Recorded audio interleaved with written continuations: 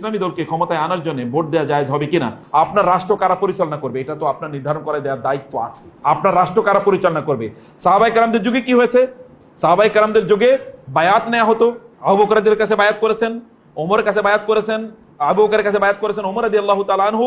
তিনি একটা কমিটি গঠন করে দিলেন ওমরের পরে কারা খলিফা হবে, করে দিয়েছেন না? ইতিহাস পড়েন, 6 জনের কমিটি। সেখানে আব্দুর রহমান ইবনে আউফ রাদিয়াল্লাহু তাআলা, তালহা, জুবায়ের, এই যে 3 জন, এরপরে ওসমান এবং আলী, এরকম 5 জনকে দিয়ে সেখানে 6 জনকে সেখানে কমিটি গঠন করা হলো।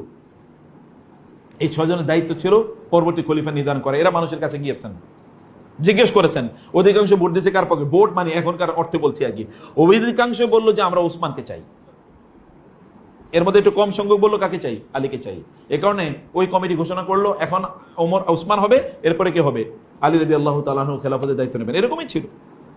এরকমই ছিল। অথবা এখানে একটা অপিনিয়ন দেওয়ার তো সুযোগ আছে। এখনকার মডার্ন যে আমরা সিস্টেম দেখছি, এই সিস্টেমে একটা ভোটিং কেন্দ্রে গিয়ে আপনি কি করেন? একটা ভোট প্রদান করেন। ওইখানে এক ধরনের বায়াতের সিস্টেম ছিল, এখানে গিয়ে আপনি একটা ব্যালট বক্সে দেন। এইখানে এই ভোটিং সিস্টেমে কোনো প্রবলেম নাই। মূল প্রবলেমটা হলো ডেমোক্রেসিতে। মূল প্রবলেমটা কোথায়? ডেমোক্রেসিতে। ডেমোক্রেসিতে প্রবলেমটা কেটে বুঝতে হবে। ডেমোক্রেসিতে প্রবলেম হলো চোর বাটপার ডেমোক্রেসির মাধ্যমে কি হতে পারে? এমপি, পার্লামেন্টারিয়ান হয়ে যেতে পারে। চোর বাটপার, নায়িকা, গায়িকা, মদখোর, গাঁজাখোর, এগুলো হয়ে যেতে পারে, পারে না?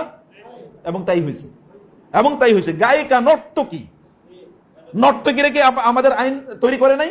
নর্তকীদের পেছনে প্রত্যেকটা আপনার পার্লামেন্টারিয়ান সেশনে লক্ষ লক্ষ টাকা খরচ হয় নাই। এ টাকা কারা দিয়েছে? আমি দিয়েছি, আপনি দিয়েছেন। কোনো না কোনো ভাবে জুলুম করে আমাদের কাছ থেকে টাকা নেওয়া হয়েছে। অথচ এদেরকে নর্তকী থেকে লালন পালন করা হয়েছে। তা আপনি থাকেন, থাইকে যান, কিন্তু আপনি এরকম প্রহসন কেন করবেন? তথাকথিত ভোটার নির্বাচন আপনি করবেন, সেখানে হাজার হাজার কোটি টাকা যাবে। এগুলো কার টাকা? আমাদের টাকা। আপনি থাকেন, আপনি বলেন যে আমি স্বৈরাচার, আমি 30 বছর